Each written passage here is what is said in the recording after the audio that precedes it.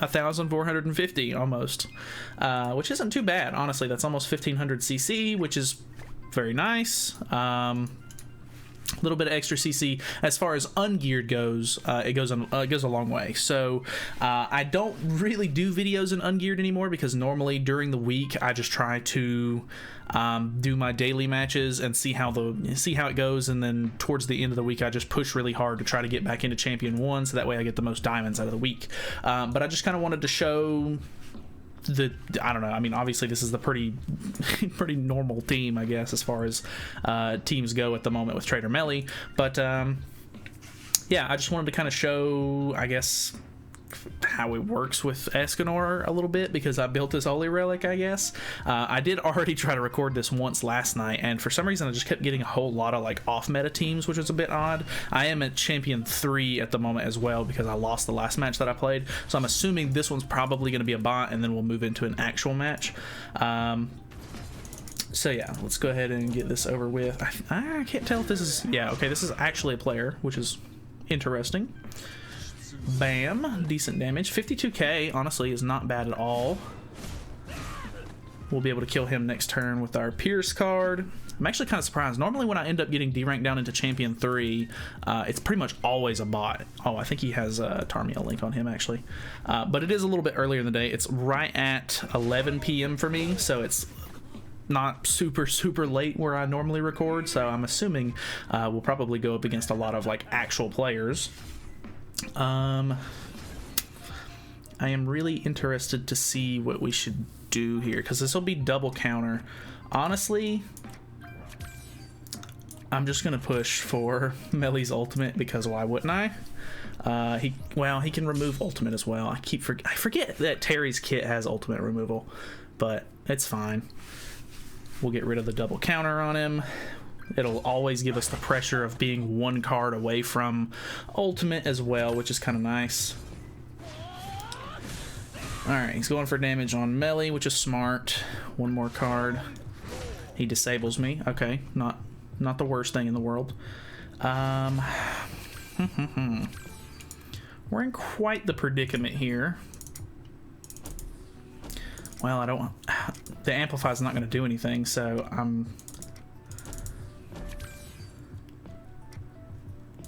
well, maybe I'll use this, and then use this. We'll see how that goes. Really good damage on Keo there. I think we'll kill him right here, which is good. We're not pulling a whole lot of Escanor cards, which is a little unfortunate. Because if you can go for Escanor's ultimate is just a really nice pressure in ungeared, because it just deals so much damage. Honestly, when I get it lately, I always expect it to kill on the first hit and then take somebody else out with it. But with Trader Melly teams, I always end up having to use both hits of it on Melly if I have to target him with it. So that can definitely be a bit of an issue. Alright, getting rid of Melly's ultimate here.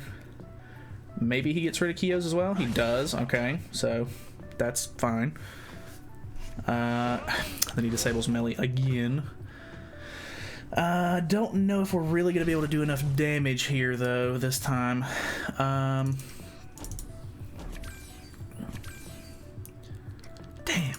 I guess we just hope that we can deal enough damage here. I mean, this is a gold card. I know we're not going to get any of the Amplify stacks, but we do have the increased basic stats. Nice. Okay, very good there. I'm honestly never really too worried about Chandler's ultimate.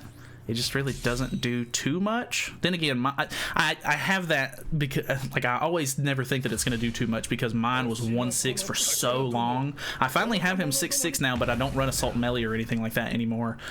So I need to try out an Assault Melee team at some point. I might try to do that if Melascula ends up coming out and I go for her, because the new Melascula seems like she's pretty good for Assault Melee team. Alright, a little bit of loading here, so I'm assuming this is a real player. He is going full CC, which is odd because I don't think that that's him using CC food, so he's not going to out-CC anybody, so Ludo is worthless here. Oh, it's because it's a bot. Rip. That's weird that in Champion 3 I don't get a bot, but in Champion 2 I do get a bot. So another thing that I've noticed, I really kind of wasted that there, but I was assuming that he was using evasion food. But normally, if I use both Escanor cards on the first turn, I can end up using the Pierce card, and it'll end up killing whoever I got both of the cards out on, and it'll get a little bit of extra damage out on the rest of the team as well, which is kind of nice. So I definitely try to do that if I like remember to, and I'm not like in a hurry just trying to, I don't know, just blow through the match, because most of the time, like I said, I only really play ungeared PvP when I'm doing my dailies. So it's not super, like I literally just do it like once a day, like one match per day, and it's always pretty much the same same setup the entire time, because like most of the time, not necessarily this team specifically, but I always end up going against I keep wanting to call him assault mode, but I keep going against a traitor melee team with the one Escanor, and normally it's either Keo on their team or it's Gother on their team. So it's always the same kind of setup. I just end up going for Escanor because it's, you know, he has both of the single target cards, so it'll help shut down a little bit of damage on melee. And yeah, it pretty much goes the same pretty much every single time. Alright, let's get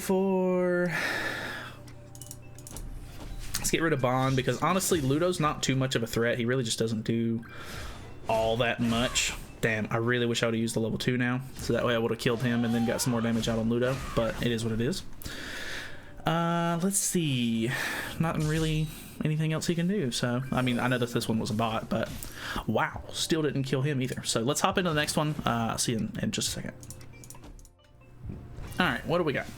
Okay, so we have an assault mode team. I actually went against an assault mode team, I'm pretty sure it was last night when I tried to do this original video. And it was just a really weird time, because I can't remember exactly what happened. He ended up winning, which was pretty impressive, because I pretty much rushed ults and he was just able to get enough petrifies with Droll to really lock me down, which was very unfortunate. But you know, you can't win them all. It is what it is. I respect anybody still running assault mode melee, although it's not like the most riveting gameplay you've ever seen. You know, it definitely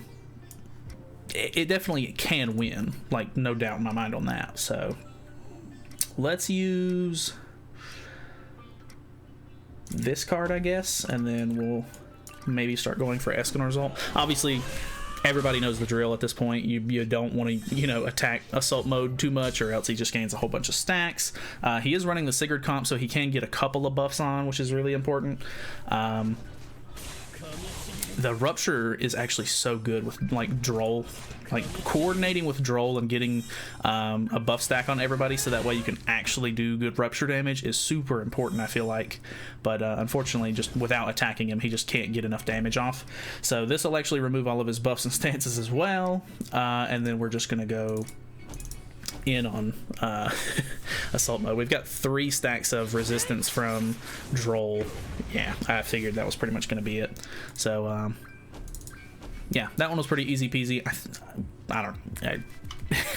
All right, anyway, we'll just go ahead and move on to the next one. All right, what do we got? Okay, we have an unknown team, which is a bit odd. I feel like I never really go against a whole lot of unknown teams. I don't.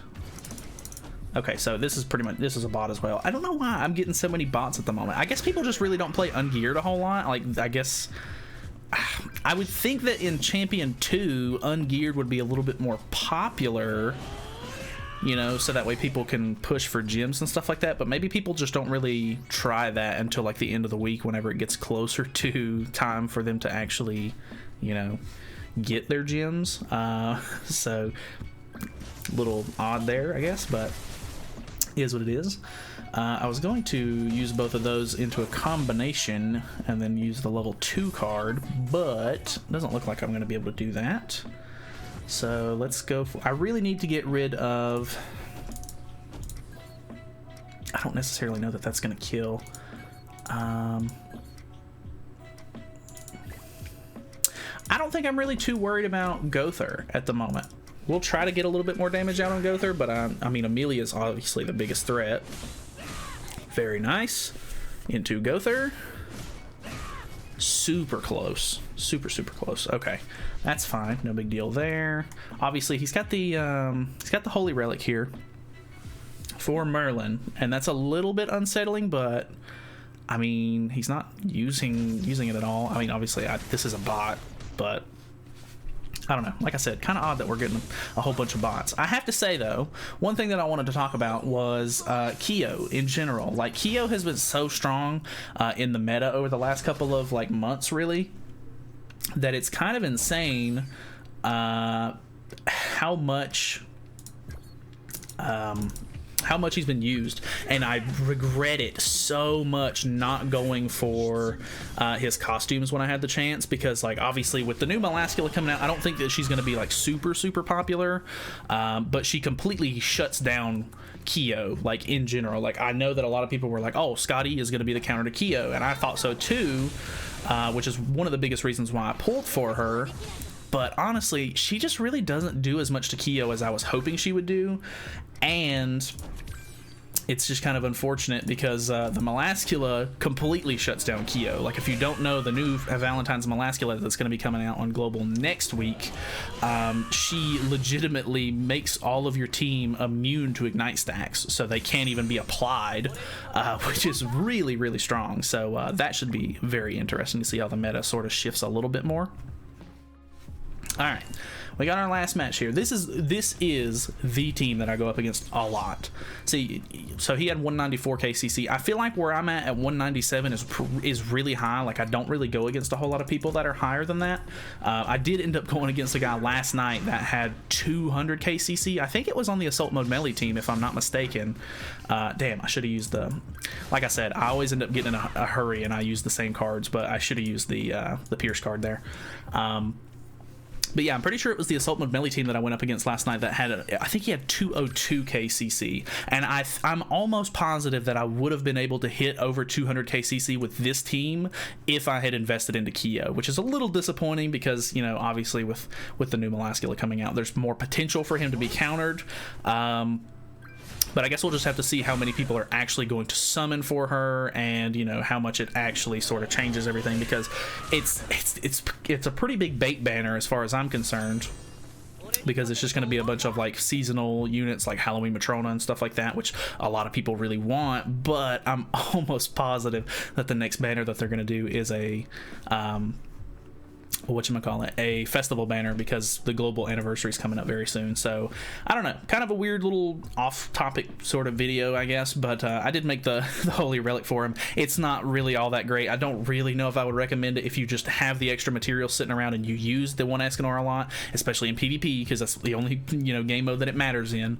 I don't know, it's not awful, but if you need the extra CC maybe, or you're using this the Trader Meliodas team and you use Escanor as your, you know, double single target attacker that you would need, then, you know, he's a pretty good candidate for it. So I don't know if maybe in the future, if Cusack ends up getting a pretty decent relic, I would probably be more willing to give him the relic and use him as my double single target attacker, because his passive would synergize a little bit better with melee. But then again, I don't know, it's just one of those things. So thank you guys so much for watching. If you have made the relic, or you haven't really made the relic, or you just have any opinions on it in general, because obviously this is just kind of a weird little, you know, video, feel free to let me know down in the comments. I'd love to read your comments. But other than that, that's pretty much it for me. So thank you guys so much for watching. Hopefully you guys enjoyed the video. Feel free to subscribe if you have not already, and I will see you guys in the next one.